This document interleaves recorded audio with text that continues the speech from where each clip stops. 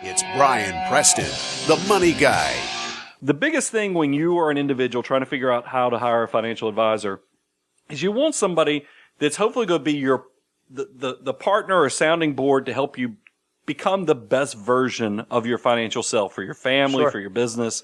And a lot of the things that I see that derails that is when people have another motive Or a conflict of interest. A conflict of interest, exactly. So let's talk about the different business models so you can kind of go into the situation with your eyes wide open. And there are three distinct, right? There's three main ones. And let's go over the three first. There's commission, there's fee only, and then there's fee based. Mm-hmm. So we're going to go through the differences and compare and contrast.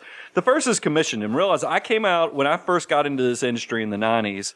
I worked as a registered rep on the commission side of the industry. So I feel like I'm unique in the fact that I've worked on the commission side and the fee only. That gives me a little additional perspective or depth of knowledge. Sure. Commissions come in the forms of loads. If you're talking about buying mutual funds, it's not uncommon that a commission mutual fund might have a 3 to 5% load built into it. Load is just another word for commission. Another way that an advisor might get paid commission is through selling insurance. Yep. You know, there's going to be you pay a premium to the insurance company, and then there's going to be some portion of that premium is probably built-in commission. And that includes annuities as well, those types of products. Annuities as well. And here's something I will say to be careful of. We've had so many people, and I saw this when I was doing research for today's shows. I always go down to the comments section when I read articles, and it was so interesting to me. I'm not going to name the brand or the broker-dealer that this client was essentially giving an endorsement for, but there was somebody who left a comment. It was like a checklist of what you need to do when you're looking for a financial advisor. And this person named their local neighborhood broker-dealer and said, she is so awesome because they don't take any fees whatsoever. She's just doing it out of the goodness of her heart. That's what the other comment. And so somebody, the next comment said, you realize that she's not running a charity. She's not doing this out of the goodness of her heart, your neighborhood financial advisor.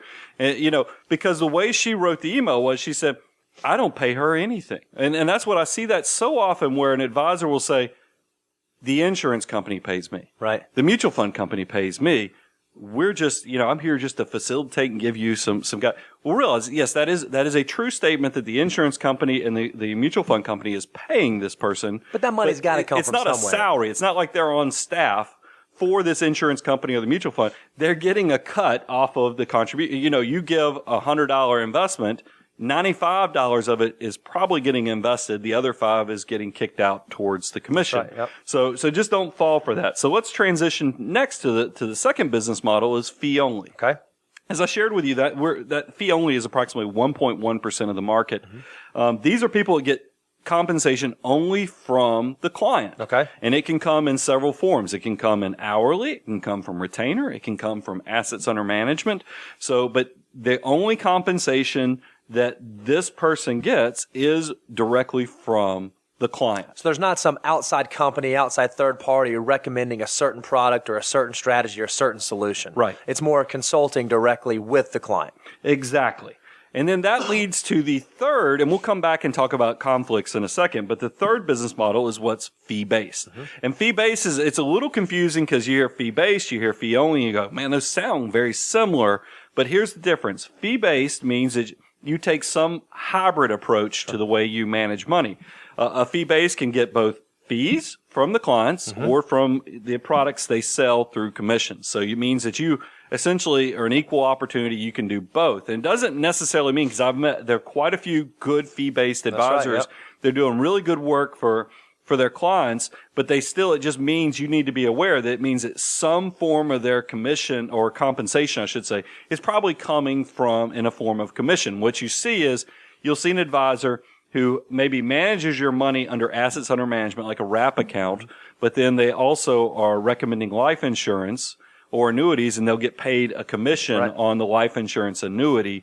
So it's kind of a combination of multiple things. And you said something really interesting, Brian. I think that's a great point.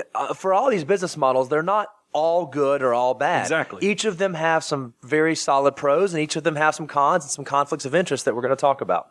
And so the big conflicts of interest, let's kind of just go through commissions. You're obviously worried, and this leads us into different type of factors, suitability versus fiduciary. But your biggest thing with a commission advisor is they only get paid when they sell. So if you're only paid when you sell, does that drive the behavior of selling more? Because obviously there's a reward function for sales. So that's the conflict. You just have to be careful. Is this person recommending this to me because it's best for me, or they recommend it because they need to sell? It's the most profitable. So the same thing. Fee only, like, a fee only advisor who's doing like assets under management, they do have a conflict of interest as well. Let's be completely transparent on that. Is that we see people all the time is that if they're getting paid by what they manage, are they going to tell me to pay off my debt early? Because obviously that would be money that could be managed by them, that they're going to lose that.